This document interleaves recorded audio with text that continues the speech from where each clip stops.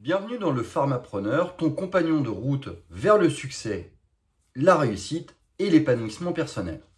Je suis Arnaud, pharmacien d'officine, et aujourd'hui je suis ravi de t'emmener dans un voyage fascinant à la découverte du pouvoir de ton esprit et plus particulièrement sur le sujet comment contrôler ton cerveau pour réussir ta vie. Avant de plonger dans le vif du sujet, permets-moi de t'exprimer ma gratitude pour ta fidélité et ton engagement. Ta présence ici est le reflet de ta quête constante d'amélioration et de croissance, et c'est un honneur pour moi de t'accompagner dans ce cheminement. Aujourd'hui donc, je souhaite aborder un sujet qui transcende les frontières de l'immobilier, de l'entrepreneuriat et du développement personnel, un sujet finalement qui touche chacun d'entre nous au plus profond de notre être, le cerveau humain. Tu le sais peut-être déjà, mais notre cerveau est bien plus qu'un simple organe physique. C'est le siège de nos pensées, de nos émotions, de nos aspirations les plus profondes. Mais ce que tu ignores peut-être, c'est que notre cerveau est également le théâtre d'un phénomène fascinant, les autosuggestions négatives. Ces autosuggestions, ou pensées automatiques négatives, sont comme des parasites qui s'infiltrent dans notre esprit, semant le doute, la peur et l'incertitude. Elles prennent la forme de phrases insidieuses telles que « je ne suis pas assez bon »,« je suis destiné à l'échec »,« je ne mérite pas le succès ». Et si nous n'y prenons pas garde, ces pensées toxiques peuvent se transformer en véritables barrières mentales, nous empêchant d'atteindre notre plein potentiel. Mais pourquoi notre cerveau se complaît-il dans ces pensées négatives? La réponse réside dans notre histoire évolutive et notre environnement social. Depuis des millénaires, notre cerveau a été conditionné à percevoir le monde à travers un prisme de danger et de survie. C'est ce que l'on appelle le biais de négativité, une tendance innée à accorder plus d'importance aux événements négatifs qu'aux événements positifs, dans le but de maximiser nos chances de survie.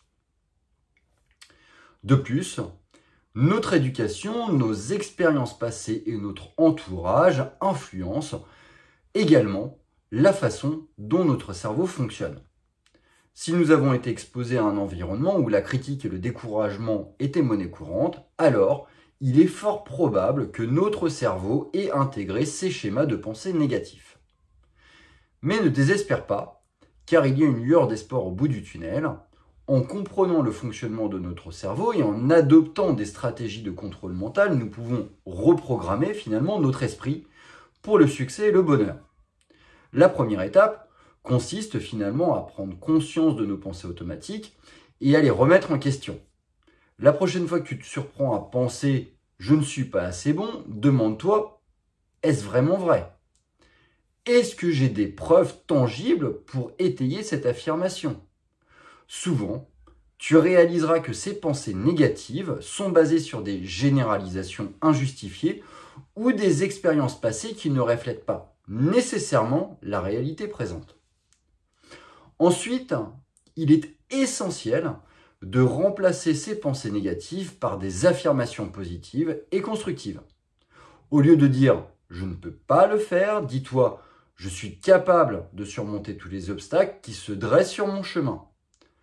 En pratiquant cette forme d'autosuggestion positive, tu renforces ton estime de toi et ton sentiment de confiance en toi. Mais la reprogrammation de notre cerveau ne s'arrête pas là.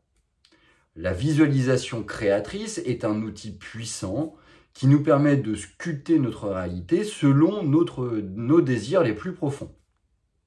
En imaginant régulièrement notre réussite, en nous visualisant atteindre nos objectifs avec succès, nous envoyons des signaux positifs à notre cerveau qui les enregistre comme des vérités incontestables. Cette pratique nous prépare mentalement à affronter les défis à venir et nous donne la force intérieure nécessaire pour persévérer même lorsque les temps sont durs. Je sais que cela peut te sembler un peu trop beau pour être vrai, mais laisse-moi te donner un exemple concret de l'efficacité de visualisation créatrice.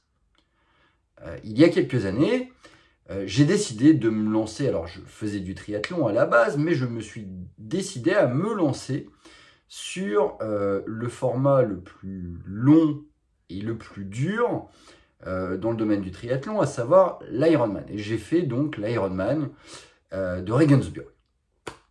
J'avais une expérience sur du court distance, sur du moyenne distance, mais je n'avais jamais réalisé ce type de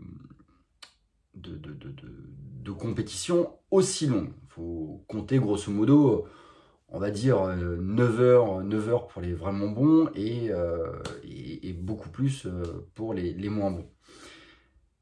Alors, je me suis énormément entraîné, ça évidemment, je me suis beaucoup entraîné sous des conditions difficiles, de façon à stimuler ma résistance et ma résilience.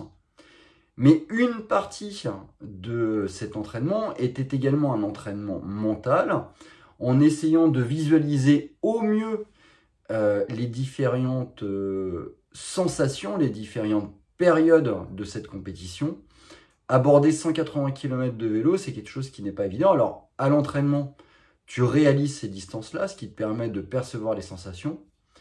Pareil pour des entraînements de course à pied, pareil pour des entraînements de natation. Et puis après, tu essayes d'éduquer ton cerveau à vivre ça avant que l'expérience ne soit vécue. Et comme ça, en fait, lorsque tu participes à la compétition, le schéma mental, il est déjà présent et ton cerveau, lui, il y va, il se lance, il connaît, c'est sa zone de travail et là où potentiellement tu pourras avoir des petites manques d'énergie musculaire, là c'est le cerveau qui va domper en disant non c'est bon, ça je maîtrise, t'inquiète pas, là c'est un coup de mou, ça va passer, etc. Résultat des courses, donc cet Ironman, moi je l'ai fait en 2011, il y a maintenant un petit peu de temps, c'était l'Ironman de Regensburg, je termine 36e au général, 30e de ma catégorie. Alors je visais plus, moi personnellement je visais le slot pour Hawaï. Malheureusement en fait ça avait été une année où il y avait énormément de professionnels qui étaient présents et donc j'ai pas pu obtenir de slot, mais très honnêtement j'ai fait pour un unique et un premier Ironman, je trouve que j'avais fait une bonne compétition, mais parce qu'accessoirement j'avais fait aussi une bonne préparation avec un ami d'ailleurs que je profite pour saluer, savoir Jérémy. Bref, cette expérience m'a enseigné une leçon inestimable, que notre cerveau est notre allié le plus puissant, mais il est également parfois notre pire ennemi. Donc en apprenant à contrôler nos pensées et à les orienter de façon positive, nous pouvons déverrouiller un potentiel illimité et accomplir des choses extraordinaires dans tous les domaines de notre vie. Alors, je t'encourage à intégrer ces pratiques de contrôle mental dans ton quotidien et à voir les résultats étonnants qui en découleront. Que ce soit dans tes projets immobiliers, dans ta carrière de pharmacien d'officine, dans ta carrière professionnelle, mais également dans ta vie personnelle, tu as le pouvoir de transformer tes rêves en réalité. Merci de m'avoir accompagné dans cette exploration du pouvoir de l'esprit humain. J'espère que cette discussion t'a apporté des éclaircissements et t'a inspiré à prendre le contrôle de ta vie. N'hésite pas à partager tes réflexions dans les commentaires et à diffuser cette vidéo à ceux qui pourraient en bénéficier. Ensemble, je pense que nous pouvons changer nos vies et créer un avenir plus brillant, plus prometteur. Sur ce, je te souhaite une journée remplie de succès, de bonheur, de réalisation. Prends soin de toi et à bientôt pour de nouvelles découvertes sur ton podcast, Le Pharmapreneur.